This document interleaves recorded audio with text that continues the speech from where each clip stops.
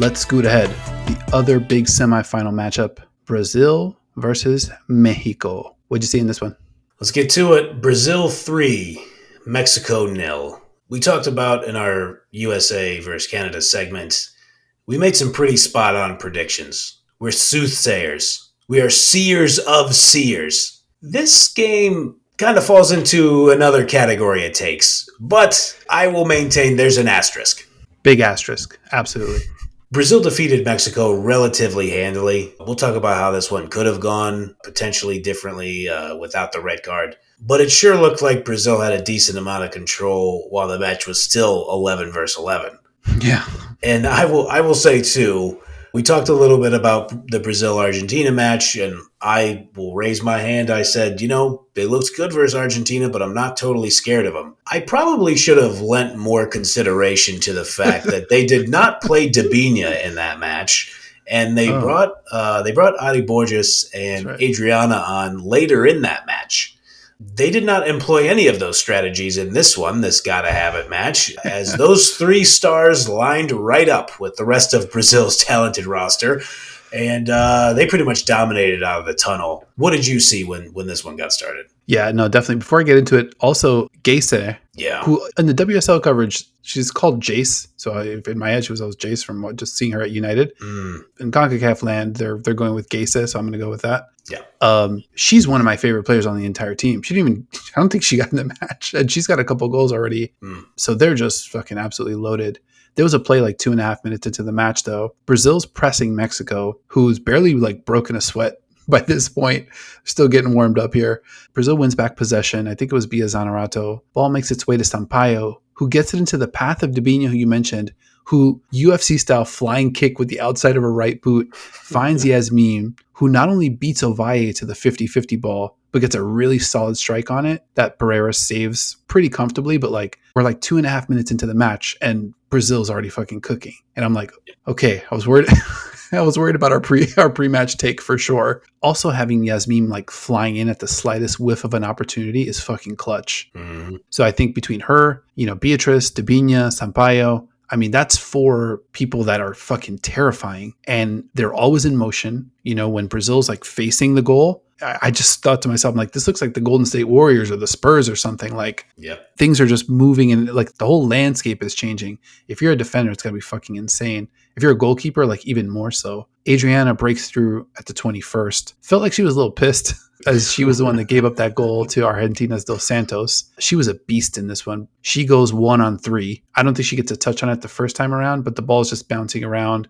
She's still sandwiched between 3 defenders, and then another flying capoeira style kick to just smash it into the goal. And I'm like, okay, at that point, you kind of knew what you don't want to give up on Mexico. They've got so much heart, and they're talented, but kind of knew what time it was at that point. The flying sidekick, pretty fucking rad. I think you're right that is partially born out of anger. I've really liked Mexico's goalkeepers, Barreras. I've liked her play throughout the tournament. It's just bad luck, I will say, that she misses the punch on that play. When you go out like that, you kind of got to hit the punch or you're in real trouble.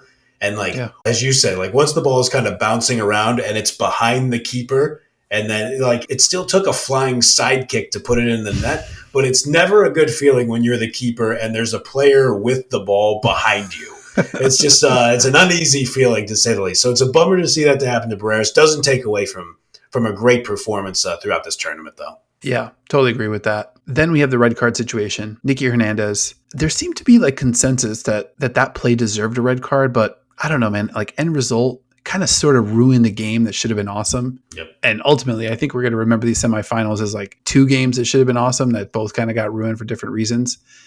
So once Mexico goes down to 10, aside from the fact that Nicky Hernandez has been really fucking solid this tournament. So losing her, it's not just losing, you hate to lose any player, but she played a very, very important role. She was great against the US too. Right. Reminded me of when a boxer takes an accidental headbutt and it's bad, but it's not bad enough to stop the fight. But yeah, now a steep hill got even steeper. A steep hill indeed, my man. It's hard to beat Brazil with 11 fucking players. Try beating them when you only have 10. Brutal. And I think couple minutes later, 32nd minute, a player that I think I got introduced to more properly, watching Levante go up against Barcelona, that is right back Antonia. So she gets a hold of a ball and unleashes a fucking dart. And I think same kind of play, like a lot of motion from Brazil. Ball kind of finds its way to her. The strike was awesome. A lot of passes kind of leading up to that. And it's just like beautiful, selfless football. That assist in particular, again, from my Orlando Pride's Adriana, who again was like fucking on one in this match. I really think she was pissed because the goal celebration on the first one, like an all-time two-hand fist pump roar, like it was just fucking epic, like gave me chills. I kind of went in like hoping for, Mexico to like put up a fight and maybe get past, just because I've kind of fell in love with that team a little bit. But once I saw that fist pump, I was just like, all right, like we're headed towards something in the final here that's going to be pretty special. And for those scoring at home, that's 11 different Brazilian goal scorers in this tournament. Shades of like that Barcelona side where it's just coming from every direction, and it's just got to be exhausting trying to defend a team like that. So much skill just all over the pitch, pretty much at all times. Going back to the red card, I'm with you. I didn't like it either. I thought it was a little strange how it felt so like it was such a consensus red card. I guess a silver lining, it gives me the excuse to use my favorite football acronym, DOGSO. It sounds ridiculous every time I say it, but denial of a goal-scoring opportunity. But honestly, like, there was still work to do for that. So was it like a 1v1 goal-scoring opportunity? Like, the attacking player wasn't fully behind all the defenders. So it felt more to me in a big game like this, and I know you shouldn't. Jeff Van Gundy, please don't watch this podcast because you'll fucking yell at me for saying this. But like in a big match like that felt more like a yellow card and a free kick right outside the box than a red card.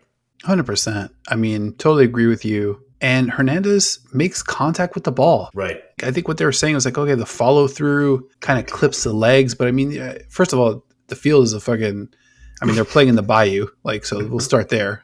They need water skis to kind of tough to blame Hernandez there. And spirit of the law, 100% agree with you. That's a yellow card and a free kick. Yeah. To me, an obvious DOGSO has got to be like a grabbing of the jersey and a yanking back of somebody that's ahead of you. Yes. This clearly wasn't that. This was like a proper contest on the ball. She makes contact. You can probably call it, but she's also outside the box. There's also another defender along with her. So like it's just kind of there's also the keeper there. Didn't like it at all. Yeah, kind of sucked the drama out of this one as well.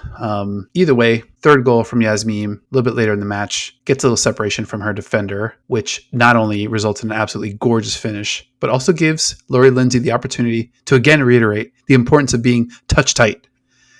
If she's on the final, I think we need to turn this into some kind of drinking game where anytime she unleashes one of those, let's go. It's go time. This third goal from Yasmin, I didn't think like the spirit of this Mexico team could be broken, but like 2 first half goals, questionable red card. It wasn't even like an obvious red card. It's kind of a red card that's going to keep you up at night. And then that back flick from Yasmin, which was just absolute filth to make it 3-0. That's just about enough to break anybody's spirit. Great ball in too from Gabby Portillo as well on that one. Kind of a bummer to see Mexico go out like that. But props to Brazil, man. They fucking brought it. They heard your comments last week and they're like, we're going to show this fucking guy.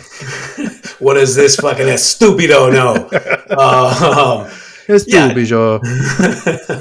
So I love that you picked up on Lori Lindsay's touch tight comments. I think Lori's fucking awesome. One of my favorite broadcasters of the game. I know you feel the same way. We've been talking about her since the World Cup. For sure. Lori, allow me to throw a good old-fashioned sports cliche into the mix. Good defense, better offense. You could stay as touch tight as you want on some of these Brazilian players like Yasmin. Doesn't matter. She'll still make the shot. She'll still find a way to turn and hit. So just absurd skill from Yasmin. And it was on Karen Luna from Mexico, who has been great, I think, throughout the tournament. And I think she did everything she could. It was just Yasmin was better on that play. What are you going to do? Like, yeah, come on. When you have that flick in your bag, like, if you stand on the other side, she's just going to hit it with the other foot back. You're just going to do some other crazy shit to kind of, it didn't really matter. Yep. In this one, Rafaele Yaya Debinha, she had a couple real chances.